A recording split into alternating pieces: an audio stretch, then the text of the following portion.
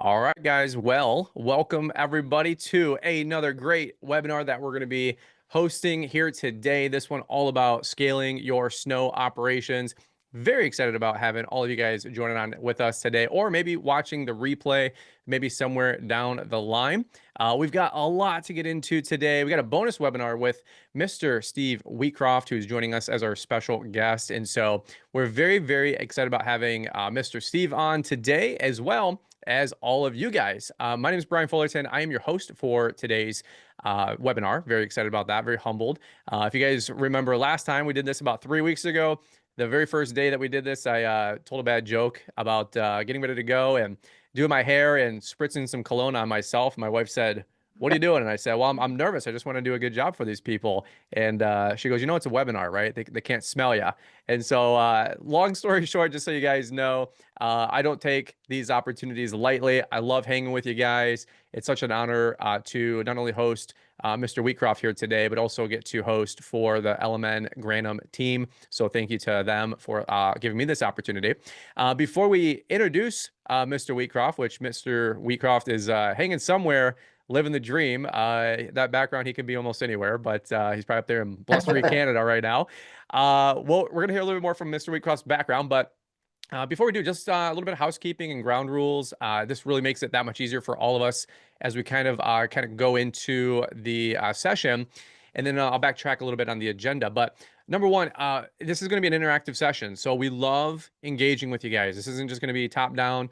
Steve's going to give his background about how he successfully scaled a $100 million company. A significant portion of that was snow, but we want to answer your questions. We want to engage with you guys. We would love to, answer any questions that you might have real time. If you notice at the bottom of the screen, if you're here on Zoom, there's two different portions. One's the chat, and we love to, have conversation with you guys in chat.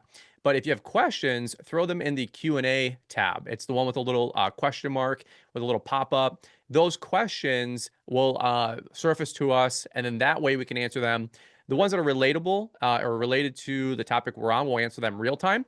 But if you have any great questions that might be outliers, leave them in there still, and we'll try to bring those up towards the tail end of our conversation. But just because I don't answer your question immediately doesn't mean we didn't hear it or see it. We might just be saving it for somewhere down the presentation where we might be covering that anyway. So we got you. All things being said, before we jump into it, you will get a live recording of this too. So maybe you guys are out there right now doing fall cleanups. I know my guys are. We are busy trying to wrap all that as we get ready for snow. So no worries if you can't take notes. We'll get you the live recording if you're registered for the event. And you can always go back through this, nights or weekends when you get some quiet time and go through some of the notes. So just try to listen, be present. Don't try to grab everything. You can always come back and revisit this. One thing I just want to say before we do get into it, if anybody wants to throw in the chat where you guys are hailing from. I know we've got so many folks all across the US, Canada. Last time we did the Snow and Tell series, we had folks joining us from overseas and Australia. It was actually pretty awesome. I don't know if they get snow down in Australia, but I think any of those tips that were shared that week were applicable to lawn or snow. But I love seeing where everybody's joining from. We got Ontario, Montana, Long Island. We got international companies joining us, Steve. We got Alabama in the house. That's a bad joke. Love it. Love it. More the merrier. More the merrier. That's right. That's right. We got Utah. We're reading these guys. I love getting to see where you guys are all from. All right, cool deal. Well, if you guys have any comments, make sure you guys throw them in the chat. But if you have any questions, throw them in the Q&A tab. All right, so let's do this really quick. Let's click back on the slide. We'll go through the agenda, and I'll introduce Steve, and we'll get into it so we can get as much time today with you guys. The agenda, we're very excited about this. It's all about scaling a successful snow operation. We're talking Big Boy Club today. And I know a lot of you guys are on the same journey and pursuit as I am as well. We've got a growing snow business, and we're having all those tough challenges like you guys are. People, equipment, cash flow, right? Like regular conversation when you're trying to grow and scale a business. And so Steve's going to go through this whole conversation with us, talking about scaling, leadership, risk and resilience, growth through acquisition. Steve grew his company, like he said, to $100 million. So he had some really aggressive mergers and acquisitions along the way, which I hope he does get into. And talking about keeping that culture as you grow a larger outfit. All right. So let's do this. If you guys don't know Steve Wheatcroft, you guys are in for a treat. I actually got to meet Steve about 20 months ago at the LMN Summit down in Orlando. If you guys were there, if you know, he gave one of the most ridiculous, awesome power pack speeches that I think has ever been spoken on a stage. All I can tell you is if you ever find him at a conference or event, ask him to give you the abridged version of the John Wick story. And if you know, you know. But without spending too much time rambling, I'll let Steve go into the macro of his background. Charlie Kerrigan was there. The John Wick story, Yeah. absolutely, absolutely. That was one of the best stories ever. So, Steve, a lot of words already, but we're very excited to have you. I know you're very passionate about the lawn and snow industry. You're one of the best to have ever done it. I think you grew, if not the biggest, one of the biggest companies in Canada. So, highly respected individual in our industry, and honored to have you on today. So, all that being said, I'll let you take it away if you want to spend a couple minutes giving these guys your background, and then we'll get on into it. Well, thanks, Brian, for that. I mean, holy smokes, you really pumped my tires. So I hope I can live up to it. So, There you go. just so everybody knows, today I'm sitting in Calgary, Alberta, Canada, at the foot of the Rocky Mountains. We had actually one of our first snowfalls of the season. So we got for those in Canada, a centimeter. For those in the US, with exchange, that's no snow at all. So, yeah, so we had a little bit of snow last night. But yeah, I started my company in 1989. I was attending the University of Calgary on a hockey scholarship. So I was a hockey guy with a long hair and flying around on the ice, and that paid my way through university. When I was at university, I got a business degree. We wrote a business plan about building this big landscape empire, and launched it fully in 1990 after writing the business plan in '89. The company, for the first 10 years, we were pretty small. After 10 years, we were really only around about $1.5 million of sales. We were doing landscape construction, maintenance, and snow and ice management. Then, in probably right around that, let's say 2000, 1999, the company really started to grow and scale. And a lot of that was, we'd added some great people. And, throughout the story, that's, probably the main reason why I was successful is I was lucky enough to work with some fantastic people. I could definitely never take all the credit. If it wasn't for, the team that I had, I could have never done what I did. So I was lucky to meet some fantastic people along the way that stayed with me a long time. So we grew the company quite quickly, and probably by about 2019, we were about a $31 million company based out of Western Canada with multiple locations. And really, at 31 million, like there's lots of companies that are bigger out there, but we were fully owned by myself. So we were a single owner operated business. And we're probably the biggest landscape company, I would say, west of Toronto. So, and of course, there's nothing significant east of or west of Toronto, but we were out there. And then 2019, I was approached by private equity, and I'd started another couple business. One was a development company building industrial properties for small business owners. And then I also had an equipment company called Spectrum Equipment that's still in existence today. And it focused on selling equipment to the snow and ice management industry and construction industry. But anyway, 2019 sold to private equity, stayed on as CEO for another roughly, 2 years, sat as the corporate development officer, was on the board.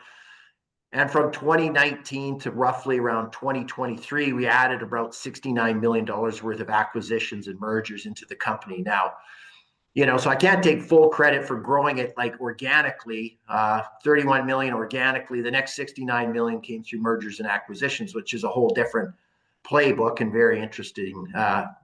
And then in 2024, late 2023, I left the company, took a year off to fly fish and play pickleball with my wife, and then realized, what am I doing? And said, I got to go do something else. So I came back, and now I'm running a small advisory service for the industry, and it's been great. Been having a lot of fun. See, that's a rich background. There's so much there. One of the things I've constantly heard and constantly have said, like the answers that you get in life are going to be predicated on the questions that you ask. So hopefully today I ask you some good questions. Steve, if I don't ask good questions, interrupt me and say, "Hey, Brian, I think what you're asking is this. Is that right?" And then feel free to interrupt me. All right, because you know how it goes. You're doing a lot of coaching and advisory, like you just alluded to, and not only does it keep, like you said, mentally engaged and relevant in the industry, if you will, but I know that your heart and passion is to help so many folks avoid the pain, the failures, the frustrations that you had experienced as you grew from that 30 million to even 100 million and beyond. I've gotten to hear you speak probably a good 3 or 4 times now at some of the Leanscaper events. And every time you do, you always bring a ton of value to the audience. And so, if you haven't been told before, obviously, congrats on all the accomplishments and the success. And again, thank you for taking time to be with all of us today. So we really appreciate it. That being said, let me do a kind of quick kickoff question and maybe just a little context here. About 3 or so weeks ago, we talked a lot about X's and O's and getting involved in the industry, getting started in the industry, the blocking and tackling. I don't really want to spend a ton of time rehashing that. Like, let's consider that the 101 courses. I'd love to spend some time today on the 202, the 303, as folks are looking to grow a bigger outfit. Maybe they're not the owner operator, chucking the truck, or one guy or, two guys part of their team. They have, a team of 10, 25, maybe 200 guys.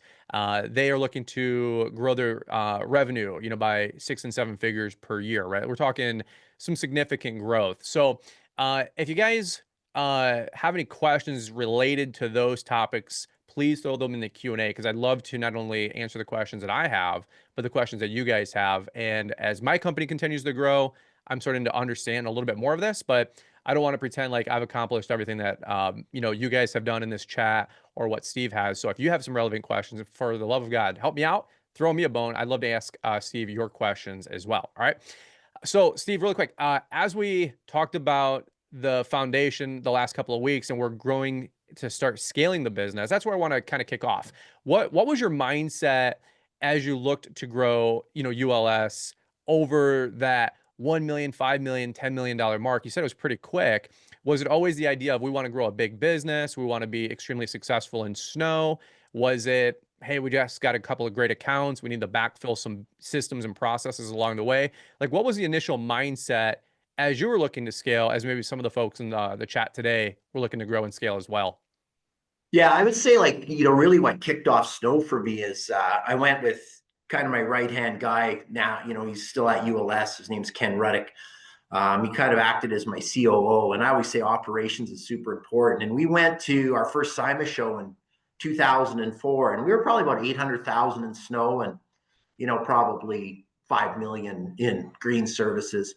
And it was weird because I went there to talk about kind of this concept we had come up with, was selling, post snow liability protection in the days to follow. And I got there and they kind of bumped me as a speaker, which was fine because I realized, here I am at this first assignment event. I don't know anything about snow.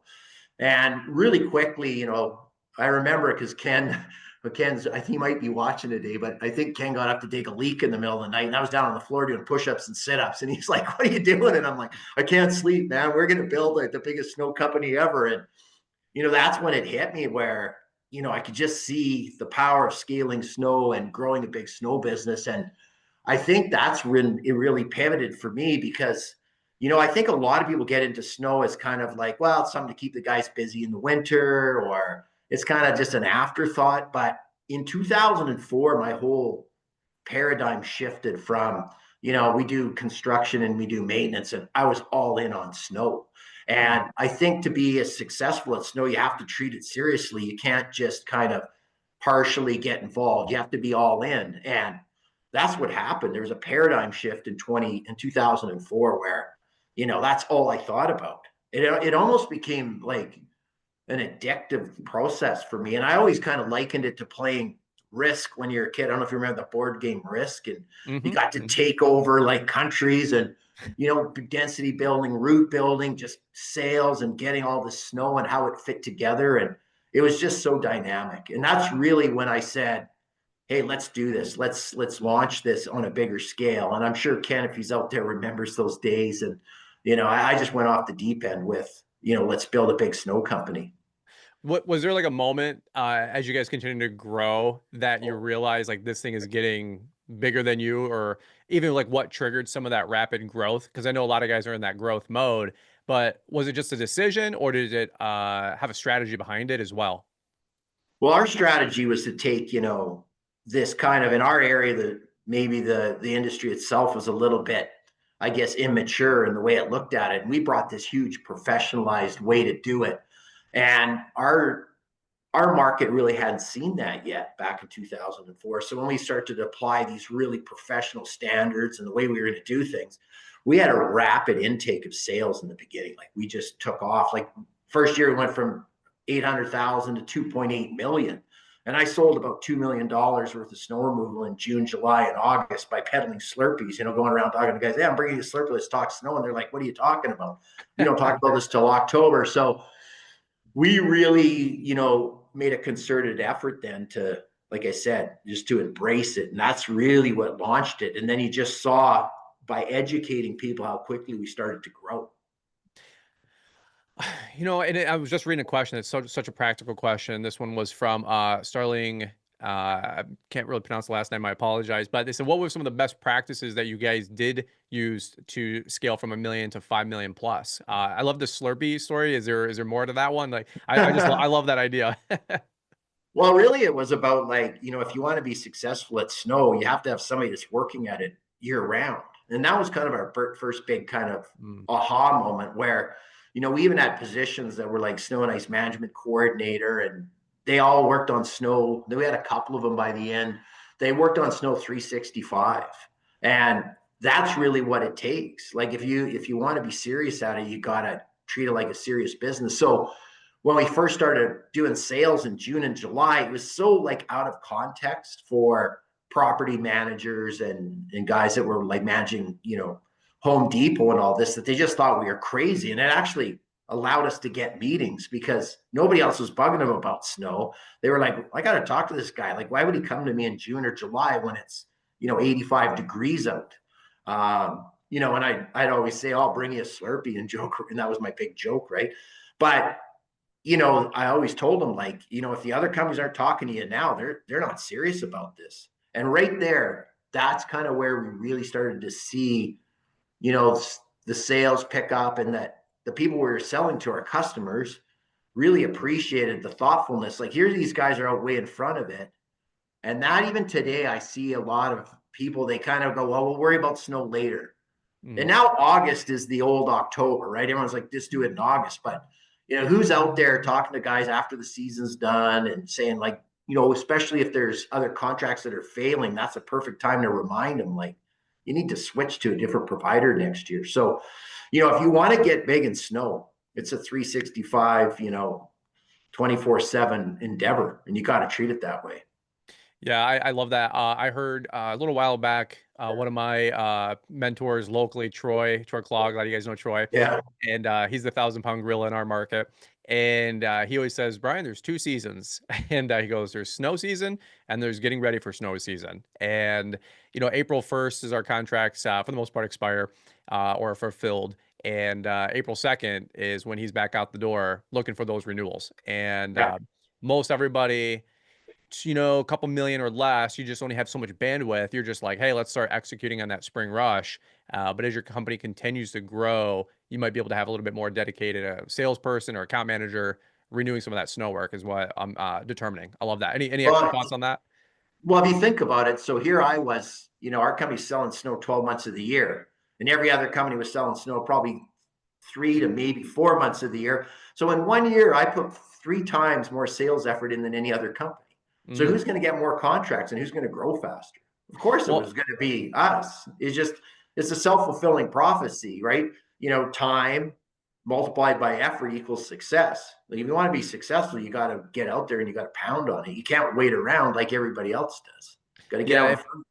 anybody's got those contracts coming in right now, it's maybe some of the leftover stuff, right? The bottom feeder stuff. And talk about not having any competition in the conversation when you're talking about snow in, May, June, July, right? I mean, right now we're all getting bid against three different people for the lowest bid. Like, I'm done with snow. Like, we fulfilled all of our snow September 30th. I'll still take a couple key accounts on, but and I felt like I was late to the race. All of my contracts went out August 8th. So you guys were doing it way earlier than that. Yeah, and you get some pushback. They're like, well, we're not open to tenders right now, but Mm, you get put on tender lists, and you try. And when they said we're not ready to make decisions yet, I go, well, when are you going to be ready? And when they told me September, I would quickly remind them, especially in our market, how they're probably going to fail. And then I would show them, here's how you can do a better. This is how you can quantify the contractors. I would actually help them sometimes, you know, pick somebody else, but at least I got rid of the low bidders. I got rid of people that Mm, were competitive. I never minded losing work to somebody else that was bidding correctly. The guys I don't want to get the work are the ones that are just naive to the process, and they're going out there. I know they're going to fail, and of course they get it for 30 or 40% less, and then it just causes a whole ripple to go through the industry. So I that love was that. always kind of my thing. Get out in front of it, man. Like, you got to get serious. So you want to be a snow contractor, take it seriously. It's not a joke.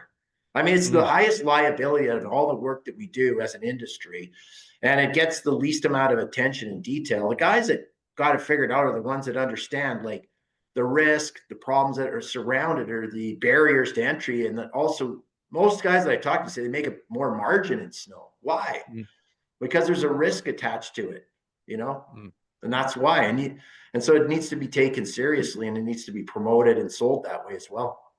I love it. I love it. Guys, you have some great questions coming in the Q&A. If you guys have questions, don't just throw them in the chat. Throw them in the Q&A for me. I see some coming through. A lot of great feedback so far, Steve, on this conversation. I wanted to spend probably a couple extra seconds here on operations as we continue to talk about scaling, because I feel like this is out of the 4 or 5 topics we have for you guys today, one of the ones that I get the most questions about. I know you guys have the most questions about.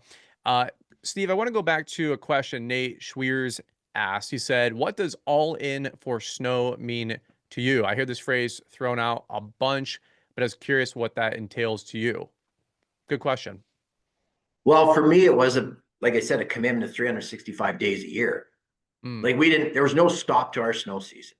By the time we put the equipment together, went down to SIMA, then we were acquiring equipment. We were selling contracts by end of June. We had like a snow autopsy at the end of the year. We went through all the contracts. We talked about where our failures were and how we could get better. We were doing R&D research, looking at different equipment in the middle of summer, testing it. I mean, we were lucky we had a big chunk of land we could drive equipment on. But, it's just that commitment to building a solid snow company. It can't be, like I said, if you want to spend 3 months doing it, go ahead. But the company is working on it 12 months of the year. They're doing 4 times the work per year as you. They're just going to be more successful. yeah. So, Yeah. and I understand there's other things going on, especially like by the end, we were probably about, 45, maybe 50 million in snow and 50 million in green services. So you got the other side of the equation as well. But, you know, my biggest passion and love, if you talk to anybody that knows me, was always snow. Like, I just Mm, got off on it. I mean, a lot of people, when they say Steve, there's always like nuts, crazy, guy's not all there. The guy's a loose cannon. There's always gets put in as an adjective around me, including my friends now. And I'm turning 60 here in 4 months, but it's like, now it's like, that guy's a crazy old man. He's a nutty old man, you know? So it's like, yeah, I mean, I love snow, and most people didn't get it. They, like, my friends are like, what are you doing? Blah, blah, blah. But yeah. that's how I thought. Well, let me I want to take it back also. And again, guys, if you have any questions about scaling, throw them in the chat. I'm going to answer these as we go. But I want to go back to something you had alluded to, which was we treated it really professional. And there just wasn't too many folks doing it that way back in the day. Would you be able to run through like a bullet point list of like some differentiators, but also where do people mess it up as they look to scale? Let's say they're doing 3 million, they're looking to go to 10 million for their company, and they want to do another 2 million in snow. Like, what were some of the things that set you guys apart? And then where are some of the folks messing it up as they do try to maybe bite off more than they can chew, or they just have ambitious thinking, or they really are going to do it? But where are some of those potential landmines along the way? Well, I think some of the things that were differentiators for us and what we worked on was obviously our sales season was 12 months of the year. We also looked at building out services ahead of snowstorms and behind snowstorms. So a lot of people think, well, we're going to have these events, maybe it snows on a Wednesday and it's one day of work. Well, you can do pre-attack before doing, de-icers and stuff at the, anti-icing at the beginning. There's safety checks, different types of services you can provide after. So we really worked at building out kind of, maybe it snows for 2 days, but can we make that 2 day of snow be 5 days of work? Mm, We also were looking at equipment all the time and looking at the most innovative stuff. I mean, we were using containment plows in our area before they're even, on them. Like, there was none out west. We were the first ones. I think Our first order with ProTech was 8, the second one was 16, and then the next one was 220 pushers at one time that we brought in. Um, and then that became like, where do you go from containment plows? What's the next thing you do? And we got into different equipment, hydraulic wing plows. We were the first ones to bring in snow melters to our area and utilize those. So again, you've got to be, when you're committed and you're building out this stuff, you've got to come up with, like, there's different things, like, how are you going to sell it? How are you going to be innovative? How are you going to build the programs? Another thing we did is we came up with a real quick way to start bidding. Now you got to remember, I started ULS when there was no cell phones or email. And then so tech now is crazy. Like, I talked to all these young guys. I'm like, you guys are cheaters. I did all this with an abacus and a snow shovel, and you guys have all this tech to do everything with. So, now but I think we were at the start of, we were adding tech on all the time. Like, we came up with ways to bid based on square footage and Google Maps. And, that's all like passe now. And now I see the tools that people have. So usually everything in your toolbox, and looking at, they talk about, if you look at the whole process and just bullet point it all out, and then how do you be the best in each one of those bullet points? I think that's a good exercise. And a lot of people don't do that. They say they do, but I'm talking about being the best of the best. Like, what does it take, right? Let me piggyback on that. Even like, as you continue to grow the operation, what were some of the operational bottlenecks that you've seen in companies that are trying to scale from 1 million to 5 million, 5 to 10?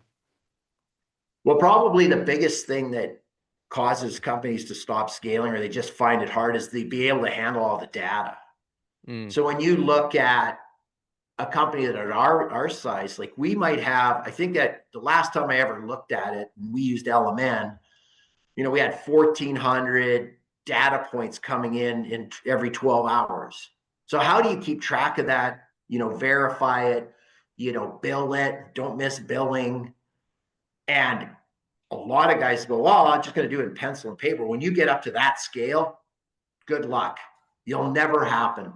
And so, that's a really important thing now, is to make sure you're embracing these tools. And that's one of the biggest barriers to scaling. I always say, when you grow a company, 3 things happen. Number one is it becomes more complicated. So you have to figure out systems to run it. Number 2 is you need more people, and everybody that's tuned in, I'm sure that's probably one of their top priorities, is how do we get people and keep good people? So complexity, people. And number 3 is, when you grow a company, it sucks cash out of it. And the number one thing about snow removal is most of the equipment's pretty expensive. So it does a huge amount. You need a huge amount of financing behind. You have to understand financing and equipment leases.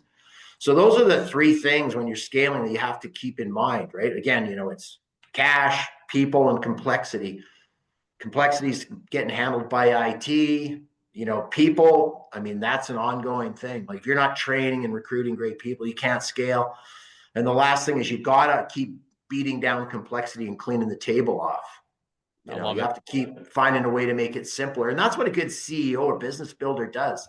He builds, as a company grows, let's say they get from 0 to 5, and then everybody can't handle the complexity. He goes, hey, here's another way and a simpler way to do it.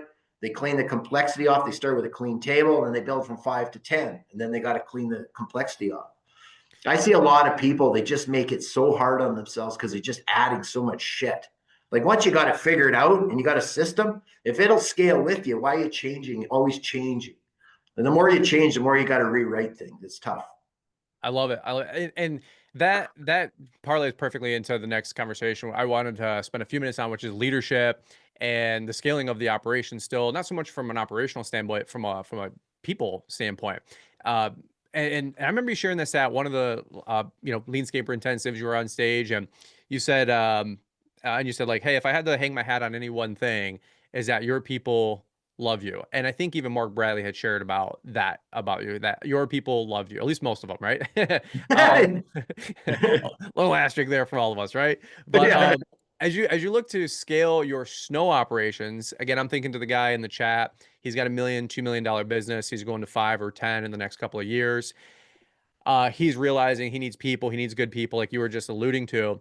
Any tips that you could leave us with how you scaled the people side of the business in terms of you realizing any shortcomings you had or anything you had to find in a good leader to scale snow operations, whether locally or at a branch. I'll let you take it away on that one. Yeah. Yeah, I think when people struggle with scaling, and to go back on the love stuff, there is people that don't like me. There's just not a lot of them, and they usually because I played hockey against them. But That's good stuff right there. Yeah. yeah, but when you're growing a company, you really got to think about how you interact with people as a leader. And I think this is just my opinion, right? I think that there's really only two jobs of a good CEO. And lots of people call themselves CEO, but I don't know if they got the skills. But number one is, can they see the vision and articulate it to people? And number two is, can they build that culture in an environment where people want to come along for the ride? And a lot of people build companies where it's not really that fun to go to work. And if you think about it, especially for a snow company, you could be at work for 5 days in a row. You don't see your family, and there's all that issues that comes with snow operations and running a snow company. So it better be fun when you come to work. And that's one thing that I always, always stressed is how do I make this like a second family? Hmm. And that's how you have to make it feel to the people that work there. Like, I'm leaving I guess, your biological core family, and you're going to this new age family that Steve's created. I wanted it to be a place that was fun, a place where people could grow, they could learn, they could have a laugh, like I always had a saying that weird is wonderful. And I hired all kinds of strange and wonderful people. And I also had a lot of high end athletes. And these groups of people wouldn't have originally met. And now they're coming together, they're doing wonderful things. And to me, when I really think about, success and why it worked for me is that I created an environment where people want to come and hang out and put their time in. You're asking people to give their time to help you build a company that you own. So you better return the favor of, proper pay, an exciting place to come to work, and a place they can come and have fun. I was always about safety and we got to get the job done. But man, you can have a shitload of fun doing this stuff. And Hmm. snow was awesome. Like, where do you get to drive around in big equipment, fast speeds, and just be a maniac? And we had a lot of fun here, boys, right? Like, let's do it. Yeah, I think Gimbal said last time. It wasn't me saying this. He said, "No cop, no stop, running red lights." I'm not endorsing that. I'm not saying we do Yeah. that. Yeah. Check the employee handbook, but Yeah. also don't put a dash cam on your boy. That being said, let me ask you this: as you continue to grow operations, you can continue to grow that business with good people. For some of those guys that are looking to grow, I really wanted to be like granular, practical conversation today. What are some of the things you looked for in somebody that you were trying to empower to lead crews or to lead branches? Again, you had 6, 7, 8 branches I remember hearing along the way, which would be a dream business for anybody, just that branch. And you had, like you said, half dozen or more growing at that time as you guys really continue to scale the business. What were some folks, whether it's a crew lead or a snow ops manager, was there any like, habits or traits that you would look at for in these individuals that you knew, hey, that was my guy, or I could build a team of 10 or a team of 100 around those individuals? Anything practical for the guys today? Yeah, we had a position in our company we called superintendent, and they were super important to get people to that level because they would kind of have a team within a team. Hmm. So I really looked for, and you'll see this. I don't even know if you can learn it, but if you get a group of people together, whether it's at a party or at a sport event or whatever, you'll always see there's one person that everybody gravitates towards, or they want to be like that person, or they want to hang out with them. And sometimes, like, they're not even the smartest person in the group, but they just have this quality about them that they have a likability, they have a way to be able to relate to people, to take away concerns, to be a protector. And that's hard to train. It really is hard. You kind of got to find it. And then this also, the last quality would be look for that quality in somebody where they just have this ability to have self-responsibility. Like, Hmm. it's getting worse and harder to find, but I'm just sick of people that don't say, that say it's somebody else's fault, or, oh, I got a bad break. And I get it, stuff can happen out there, but most people, they're right where they're supposed to be. And they put themselves, their ass right in that seat. And that's the same with people that are out there today, and they're asking, well, how do I scale and how do I grow my business? Well, you should be looking in the mirror first, because most of the time companies are contained by the ability of the owner or the CEO or the leader to lead. That's the honest truth. And they'll make excuses or they'll figure out new ways to do it. My way to do it was to hire people that were better than me. And I had tons of them. I knew I had a limited toolbox. All the other tools, I went and bought Mm. I love that. I love that. And as guys are continuing to grow with their people and their snow operations, talking about leadership and even the skill set. Like I think Danny Brooks from BTA a couple weeks ago was talking about hard skills and soft skills. But was there any critical hires that you had made along the way as you continue to grow that 3 to 5, going to 10 million and beyond, part of your organization? Anybody that stuck out, whether a specific individual for your company, but then any of the things that these guys could incorporate as they're going from 3 to 5 million, like you said, a operations manager, a superintendent, like what people should we have in place as we continue to grow, and maybe at what revenue rungs along the way that you found worked for you guys? Yeah, I think one of the most important people that you can add early is a good operations manager. Mm, And if you're small and you only have three or four crews, maybe it's what you'd call a field supervisor. But whoever's the head of the org chart to run operations, that would probably be the most important hire you're going to make. I got lucky, and I've mentioned before this fellow named Ken. We got really lucky to be able to clamor onto this guy. And the thing that I always liked about Ken is everybody liked Kenny, and they mm, wanted to work for him, and they wanted to help him, and they wanted to run operations under him. And I've said this time and time again, like if I'm in a room with a gun and there's my top sales guy, my top ops guy, and the mafia says you got to shoot one in the head, like the first bullet's right in the between the eyes of the sales guy, because you cannot run a successful company without great operations. So I would always default, in my opinion, to, even though I've got a business degree in marketing and sales, like I'd be taking a bullet too, because you need strong operations. The owner of the company usually is gregarious and outward facing, and the last thing he wants to let go of is sales and partnership relationships. So I really think, and then you got to think of that. It's such an important hire, because your ops manager or your first field supervisor, he's the template for everybody else after that in operations. You make a bad hire there, they look it up to this guy or lady, and they're not good. They mm, can't do it. And then you've said, here's the best guy in the company, and he's shitty. So what do you expect everybody? How is he going to train? How is he going to get you want to get the best guy you can and then try to get everybody to be like that person. And I mm. see that mistake over and over again. They settle for that, right? They settle for that person in that position that isn't that great, and it causes problems. Yeah, I can see that. I've heard some recent folks do some podcasts and trainings on that, having good to great, right? The right people on the right seats on the Yeah. bus. Um, or somebody had said at a recent event, dubbing people too soon, well, that's the director of this or the operations manager of that. And you're like, just because he's good at driving a truck or running a route might not just necessarily be your guy. So be careful as you look to promote some of these folks, maybe too soon even, because as Sam Gimbel says, you can't ever unpromote somebody. You know what I mean? You got to, unfortunately, typically promote them to a new company. So just because they're good at doing the work doesn't mean they're also good at leading, right? Yeah. Most of the org charts that I look at, everyone's over anointed, including well, no, they are. It's like this guy's like senior business development director for Eastern Cincinnati, and I'm like, that guy. The guy was working for me wouldn't even be able to he would be like so far down the org chart you wouldn't see his head.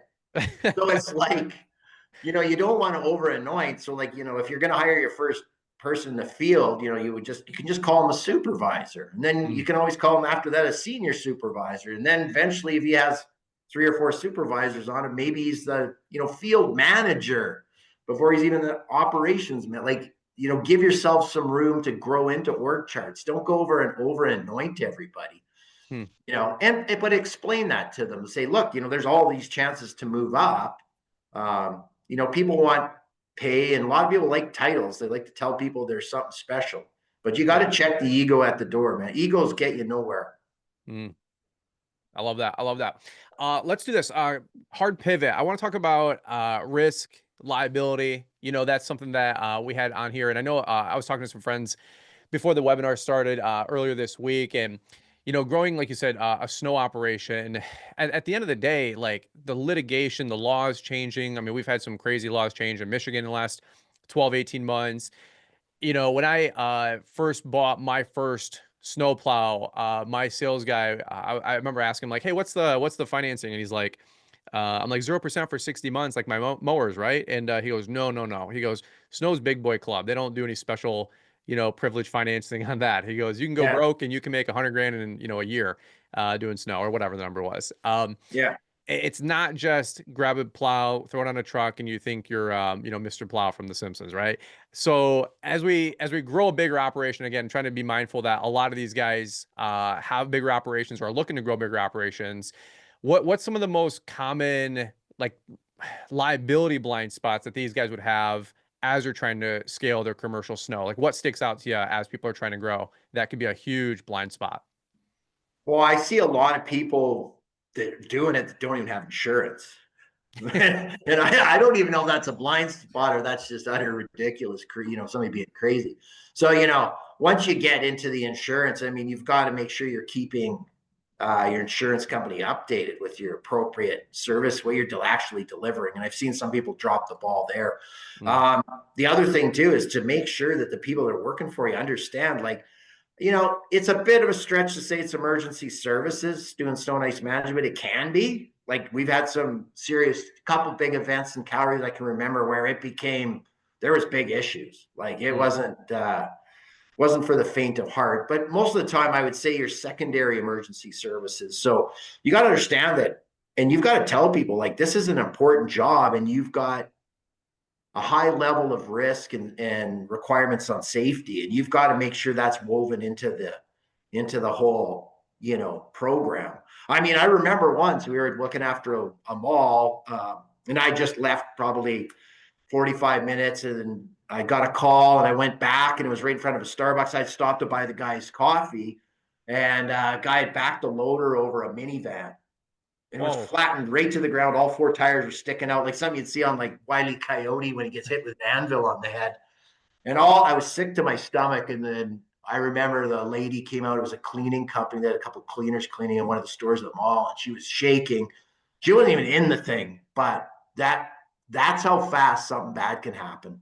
And Mm, all that was, I mean, we had trained everybody over and over. It was just a moment in time where they just didn't look properly, right? And they kind of said, well, it wasn't really our fault because she came up and parked behind the loader, which I don't know why she did that. But, these are the issues around, like, again, it's about being serious about it, making sure you take away this, as many risks as you can. And you got to know that they're out there mm. and be thoughtful about it, like what could happen, right? Yeah, yeah. I call those folks my Olive Garden breadstick people. They Yeah. it just boggles my mind. 8 inches of snow comes through, which is a pretty heavy event, even for Southeast Yeah. Michigan. And Grandma Willis is, getting her Olive Garden breadsticks at 2 o'clock on a Sunday. I'm like, honey, just stay home. I'll deliver your breadsticks, okay? It's Yeah. you know what I mean? So I want to continue to talk about while we're on the topic of risk and resilience here. Yeah. I wrote down a note selfishly. I said, and this is a big question I get with a lot of folks as I get to participate doing some stuff with social media and see people at conferences and events. It always comes down to a lot of the traditional mindset that a lot of us are trying to break in snow about you can't make any money in snow. It's one of the hardest businesses to keep your guys on and all these excuses. I believe that you have heard, I've heard, but the biggest guys seem to all figure it all out.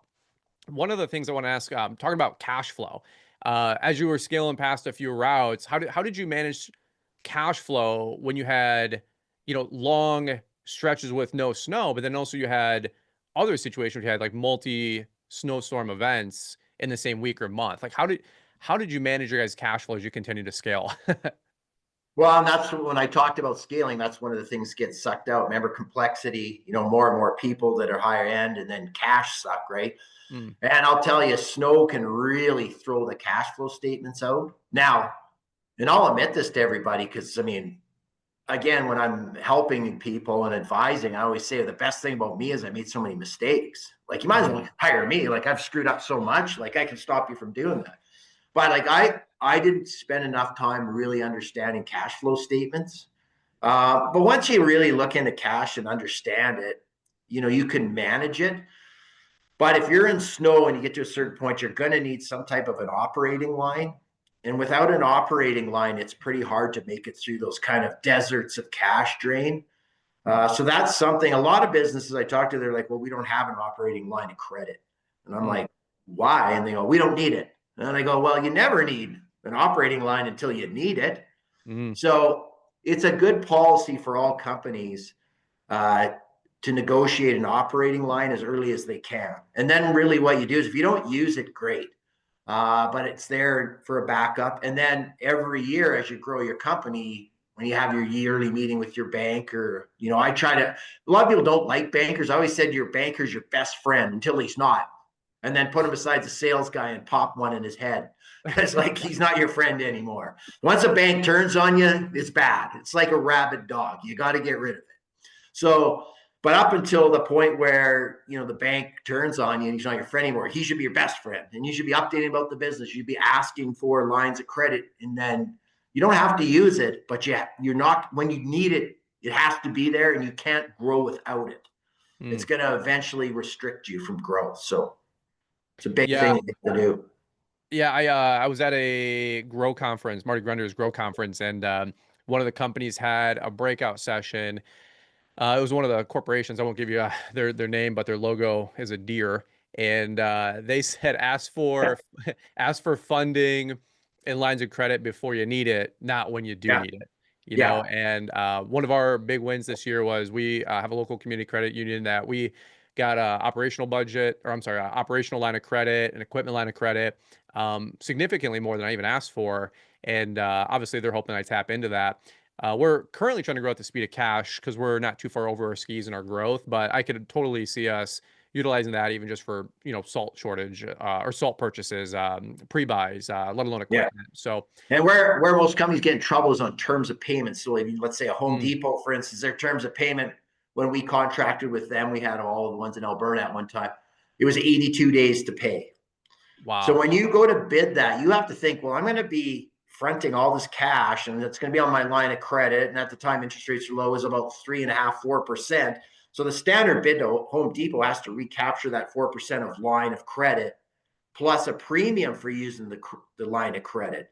And this Right. is where I just look at companies that bid some of the stuff and I'm like, they're gonna go out of business because they're gonna get choked out by cash.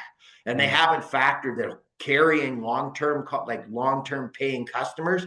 It's gonna go on your line. So you've got to increase the pricing. So that's one thing in these contracts. You should always first look at is what are the terms of payment. That should be a number one thing you look at.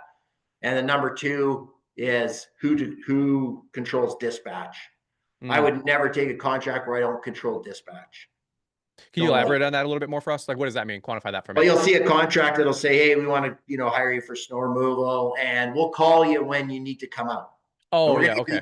Yeah. as soon as they control dispatch, it's bad news. You Mm, can't run a program, you know. Or you can put them on the C list and say, well, if I always said to them, yeah, you can call us and come out, but it'll be 72 hours for service. If they'd agree to that, that's awesome. That's yep. building out into the future more revenue, right? I love that. Yeah. Sam Gamble delivered a line a couple weeks back. He said, if you're hoping it does snow or you're hoping it doesn't snow, you're probably a little over your skis on some of your contracts. So Yeah, yeah, I thought that was a great line. Yeah, and terms are one of the number one things that I'm reviewing as we continue to uh, subcontract for more regional national providers. I'm like, when do I get my cash? And yeah. sometimes never, depending on what company decide to sub out for. But that's a whole nother conversation. I should out them, but I'm not going to because I'm classy. Let's do this really quick. Let's sometimes.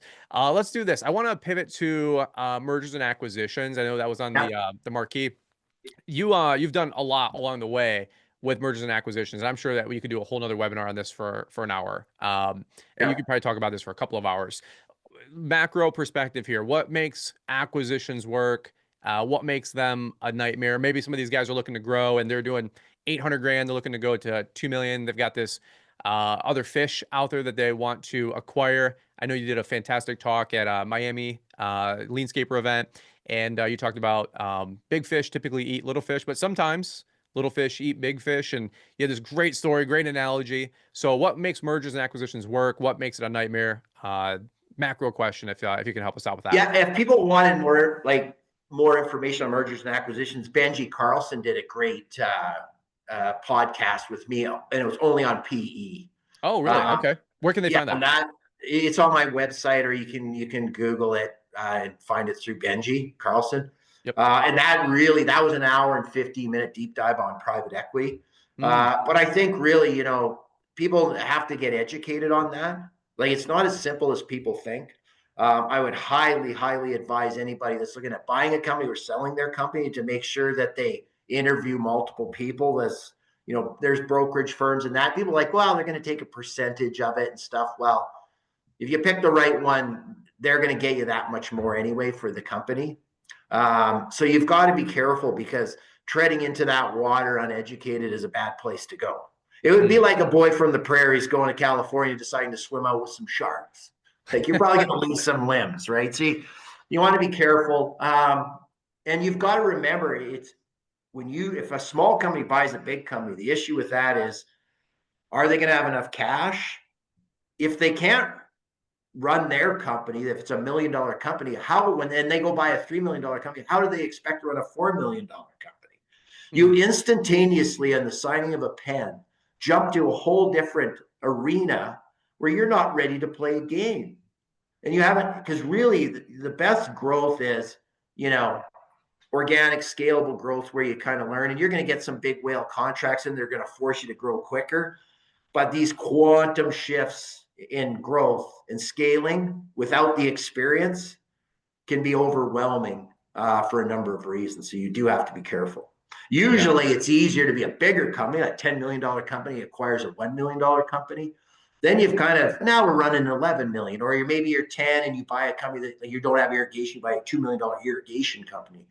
Bigger fish eat smaller fish so they can digest them. There's also the whole arbitrage on money that we don't have to get into, but bigger companies trade for a bigger multiple. So when they buy a smaller company, a lower multiple, and they pull the EBITDA over, they instantaneously make enterprise value gain on that. And a lot of people don't understand this. And this is kind of the private equity's playbook. So the private equity, like, they know what they're doing. So if you're going to go and buy a company, you should use their playbook, you know. Mm. The I hate to continue to reference to sound like a fanboy, but we heard a lot of that through Mark Bradley with his Element Masterminds that he did last year, fall winter. And Yeah. if you guys have not had a chance to hear some of those talks or watch some of those replays, if they're floating around, I would highly encourage you guys to check out that because that was a very illuminating conversation. Not only if you're ever looking to buy, but also if you're ever looking to sell, Yeah. and how to really position yourself for maximum return, as you guys are building in this enterprise value. I love that. Great conversation. We got 2 minutes left here, and then we're gonna get into some of you guys in Q&A. So if you guys want to throw some questions in the chat, I'm sorry, in the Q&A tab, not the chat, the Q&A tab, we would appreciate that. We got some big questions that are here, so I want to make sure I get to them. Last topic that I want to just touch on for a quick minute or two, and again, these could all be hour-long conversations on their own. So appreciate the quick perspective on these, Steve. But I want to wrap up with culture and people. Snow seems to come down to, yes, shiny equipment, yes, great contracts, but for the love of God, we got to get people to show up at 24/7, 365, minus 10 degrees out, blowing wind, blowing snow. It's cold, it's wet. Equipment might break down, right? And now you're wrenching on something, you get some hydraulic fluid sprayed on you, like ridiculous stuff. Um, I Yeah. mean, you guys know, if you know, you know. You're working under Home Depot canopies, trying to fix a Yeah. snowblower. Been there, done that. What's the number one takeaway that these guys can have or maybe glean from you as they look to scale their snow operation to continue to keep a tight culture? Or another way, like, what's a non-negotiable as you guys scaled that continuously encouraged folks to show up at 2 a.m., during a snowstorm? Any tips there? Well, I think I had a good way of kind of showing people where they could go in the company. And I think that's probably the number one mistake I see. So I always had a joke, and I'd say to the guys that were just working, like, "Hey, I hope one day you guys can take my job away from me." And this 20-year-old, 18-year-old kid would blame me. What are you talking about? I'm like, "Yeah, I can see some potential in you. Like, why don't you try to take my job? I'm ready to step down now, but in 10 years, you know." And and that's kind of a fun joke, but really in our company, we built like development pipelines. So when somebody came in, we said, like, yeah, you might be out doing this, but this is part of paying the dues. And here's what happens if you do this, and here's the next step. And we tapped into SIMA, and here if you get your CSP and your accredited snow manager, these are going to take you to a different pay. We always kind of said, you get this, you get more pay, and then it opens you up to further job positions. So when people are in our company, they weren't just out there going, well, I'm going to be doing this for the next 20 winters. They thought, this is just one step in Steve's whatever 25-step process to become the CEO. And Mm. it wasn't bullshit. I meant it. Like, I was always open for somebody to come in and take my job. I Mm. mean, I guess Kenny kind of eventually did, but somebody wants, somebody's got to take it away. I love it. I love it. Yeah, that's a great takeaway. Always replacing yourself is something I've continuously been hearing and learning. And it doesn't have to take forever to do it either. A season or two. Your guy could be on a snowblower or a truck, and the next season he can be running a crew, and you can start scaling operations pretty quick with that. So I love it. Well, folks, we got a lot still left in the next 4 or 5 minutes, and I still want to get to your guys' questions. So if you got any great questions, throw them in the question and answer chat, and we're going to get to that here in a quick second. Before we wrap up with the questions, I just want to say a big thank you, obviously, to the LMN Granum team for throwing this webinar on. It's totally free for you guys, which is such a tremendous, valuable resource. If you guys don't know, the name Granum means like seedling, to start something great and to start something great together. Not to give you guys a pitch here in any way, shape, or form, but I will just tell you, as you guys are looking to grow your snow operations and you're looking to grow, you're looking to scale, LMN, 100%, in my opinion, the way to do it. You heard it from Steve. That's what they use to grow. That's what my company's using to grow. I am so bullish right now, Steve, on our snow operations. It's not even funny. And 100% that has to do with our sales process, estimating process, and the way we dispatch our people with the crew app, and so much more. So if you guys don't know, Black Friday, Cyber Monday sale launched at Equip Expo. You got until, I think, December 1st to take advantage of it. Some really, really aggressive offers. I think you pay your first month, you get 4 months free onboarding. Ridiculous opportunity, not only with LMM, but with the Greenius app. So make sure you guys check those out. You can scan the QR codes or go to golmn.com and book a demo and see if the platform is right for you. If you guys are looking to make the switch in the next 3 months, 4 months, 5 months, I would tell you now's the time to do it, so you actually can give yourself some runway to onboard as you go through winter and have yourself ready and set up for success in spring. And if you know you're going to make the switch, do it before December 1st, because you are transparently going to lock in the best pricing that these guys have available. So if you ever have any questions on it, I'm here to always help you out with your LMN account. It's the least we can do. So if you guys want to check it all out, go to golm.com or scan those QR codes here on the screen. All right, let's do this really quick. I want to, first off, also just say a big thank you to Nick and a couple other folks who are throwing their AI note summary in the chat. That's hilarious and that's awesome. Shout out to AI. So we got the whole meeting already transcribed and some keynotes taken away. So Steve, how about that? Let's do this really quick. Got a couple great questions here. Let's see. I wanted to go to this one. It said, I struggle to find the right balance of buying new equipment and versus repairing old. At what point do you replace equipment? How many hours or how many miles? Or once it is out of warranty? That's an equipment question. Polly asked that one way earlier. I wanted to get your thoughts on that, Steve, as you're probably an equipment junkie, just like the rest of us. Yeah, we had a pre-described formula for all pieces of equipment. So, smaller equipment, it's 36 months. Sometimes it was just like we'd put about a pallet, sell it at auction. So like blowers and stuff like that. Bigger equipment like trucks, we had, so in Canada, it's kilometers with a mile reading that, as soon as we hit that, roughly it was about a 4 to 5 year turn on that. We usually sold it off, put the cash back in the company and released. Mm. And same with loaders, everything. We had a program for everything. Like, guys are like looking at for equipment on, whatever, Kijiji or whatever. That wasn't me. We had set programs with Caterpillar, with Kubota, with Still, whoever it was, Ford. And almost from as soon as we got to that probably 8 to 10 million, it was just systematic. It Mm. just was coming. It was just the way we did it, and we didn't doubt it. Very thoughtful, very intentional, though, Yeah. nonetheless. I love it. Two more at least that I want to get to really quick. Steve, how did you sell to big box stores like Home Depot when they hire national procurement companies for all their stores? What was your best way to approach them? Well, recently Home Depot they put out in Canada they did a whole national program where and it didn't work out well for them. So I think they're kind of backsliding a little bit into more regional providers. So it's very tough, especially if you're not where the headquarter is, but you got to keep digging until you find the decision maker. And I know you guys hear that a lot, but those big box stores, the other thing too is sometimes the pricing isn't as favorable as you'd want. Mm. So I always looked, another good way to do it is I mean, I did it. I used my wife's minivan for it because I had a bunch of kids when I started at ULS. And I take the minivan undercover and watch other contractors. And if they were failing, I'd try to contact the next day or 2 days after and say, hey, like I was at your sites and it was horrible. And that actually got me quite a bit of work. Like you got to bring it to their attention because they're not even usually in the same city. They don't know what's going on.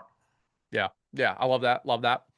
A lot of great questions coming in. Guys, some of the questions that you guys had were some of the questions that I know we talked about in the snow webinar a couple weeks back. So maybe reach out to the LMN team to see if they might be able to get you access to that replay, or go to the YouTube channel. I know some of that is available for you guys for public viewing, which is super cool.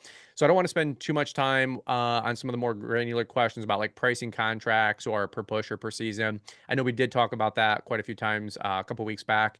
To stay on topic with kind of the bigger dog questions for Steve, great one here from Mikhail, and probably the last one we wrap up with today. I know we're going a minute over, but what is your best approach for a company who wants to scale?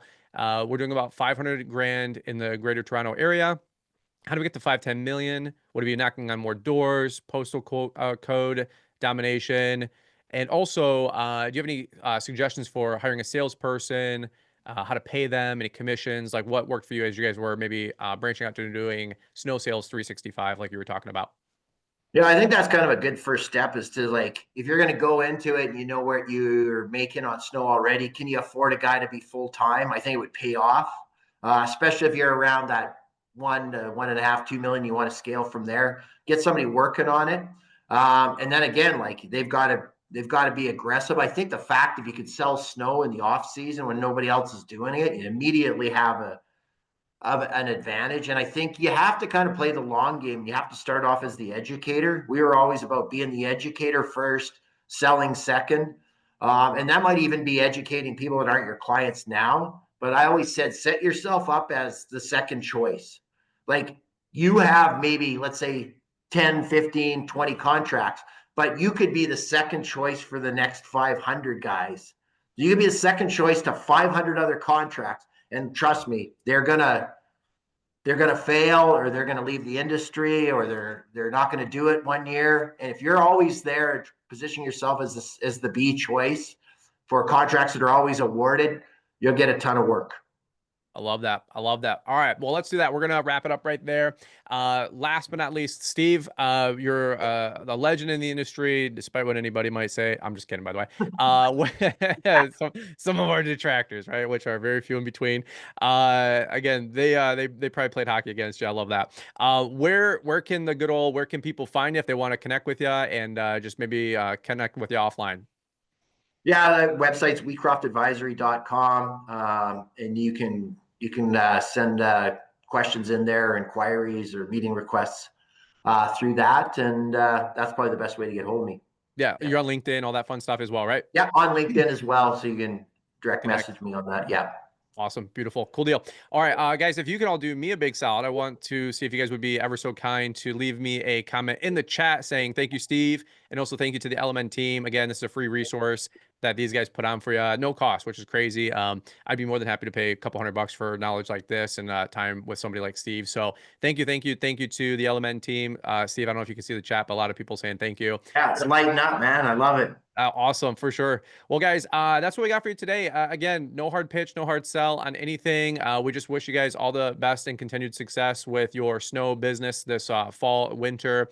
Love to get a debrief from all of you guys. Share some fun stories with me on social. Follow me on Brian's Lot Maintenance, Instagram, YouTube, LinkedIn. Love to hear how you guys are doing and what's working. And we'll look forward to working and growing with all you guys here over the next couple of months. So, guys, that's where we're going to land the plane today. Appreciate the time. Sorry for going a couple of minutes over, but when we have some great questions and we got somebody like Steve, got to make sure we get them all in. So that's what we got for you guys today. Over and out. You guys have a great rest of the day. We look forward to catching up with all of you guys here on the next one. Thank you.